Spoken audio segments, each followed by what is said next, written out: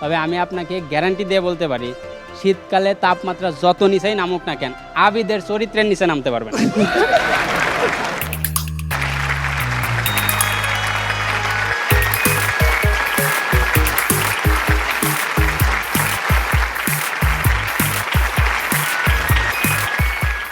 দারুণ দারুণ দারুণ। আচ্ছা, আজকে কি আপনারা অলমোস্ট সবাই জেনারেশন জেড? ইয়া তাহলে আমার তো দর্শক একটু বুঝতে পারছি সেটা। আমার একটু নিজেকে একটু বয়স্ক লাগছে আজকে। ইটস ওকে, বাট আমার মনের বয়স কিন্তু খুবই কম, 16। আমি এখনো সুইট 16-এ আছি। বাট আমি যেটুকু তথ্য পেয়েছি যে আপনাদের এখানে আজকে রয়েছে স্ট্যান্ড আপ কমেডিয়ান পরিবার। সো আমি আসলে সবার সাথে একটু পরিচিত হব, তার আগে নিজেদের জন্য একটা জোরে করতালি দিই। ফাইন, এবারে পরিচিত হতে চাই, একদম কর্নার থেকে যাব। আপনাদের নাম, পরিচয় এবং দুজনের কি সম্পর্ক সেটা জানতে চাই। আমি আবিদ হাসান নীরব অ্যান্ড ও আমার কাজিন, আমরা দুজন খালাতো ভাই। আচ্ছা, and O Maruf Oli Fairuz, hmm. And আমরা সেম ক্লাসে পড়ি অ্যান্ড সেম কলেজ, সো আমরা কাজিন কম ফ্রেন্ডই বেশি। আচ্ছা, কে কাকে ডমিনেট করে, আপনি না কেউ?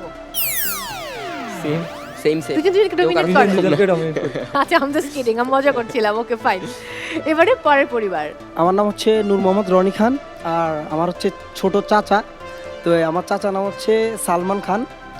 আমার দাদার জন্য একটা করতালি। একটা প্রশ্ন আছে, জি জি অবশ্যই। মানে দাদা উনি কি আসলে আপন চাচা? জি জি, ওরে বাবা, মানে আপনার থেকে বয়সে কতটুকু ছোট?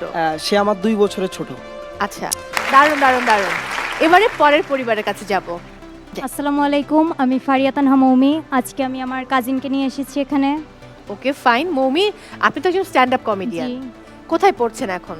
আমি অ্যাডমিশন টেস্ট দিচ্ছি। ওকে ফাইন, মৌমির কাজিন, আপনার সম্পর্কে বলুন।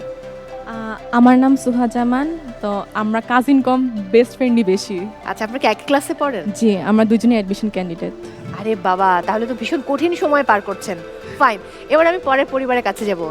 কি সম্পর্ক আপনাদের? জি, আমার নাম আরিফ আহমেদ, আমার বড় ভাই ফরিদুল হাসান, আর বাই প্রফেশন হ্যাঁ, আমরা দুইজনই টিচার।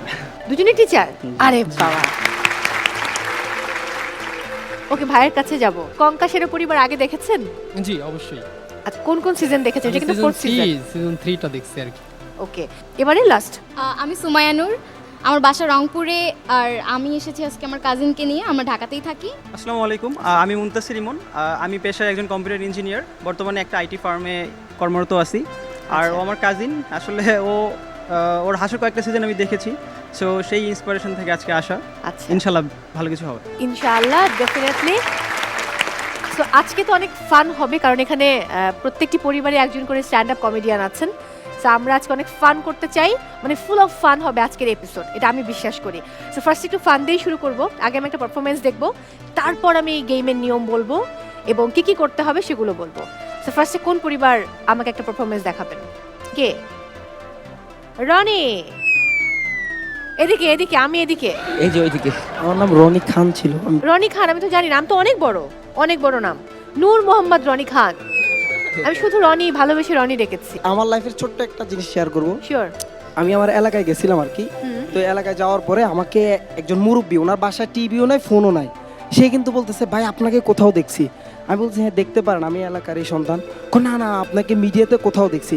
আমি বলছি আমি এনটিভিতে একটা শো হইতো, হাসো সিজন 7, সেটা পার্টিসিপেট করছিলাম, হয়তো সেখানে দেখছেন। না না, আপনি না টিকটকার। তো আমাদেরকে আরিফ স্যার কি কিছু শোনাবে?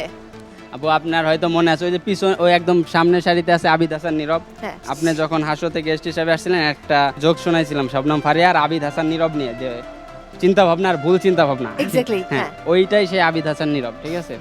তো আমি আপনার একটা কথা বলি, শীতকালে কি করে তাপমাত্রা কমে, মানে হ্যাঁ। তাপমাত্রা নিচে নামে। হ্যাঁ। তবে আমি আপনাকে গ্যারান্টি দিয়ে বলতে পারি শীতকালে তাপমাত্রা যত নিচেই নামুক না কেন আবিদের চরিত্রের নিচে নামতে পারবে না।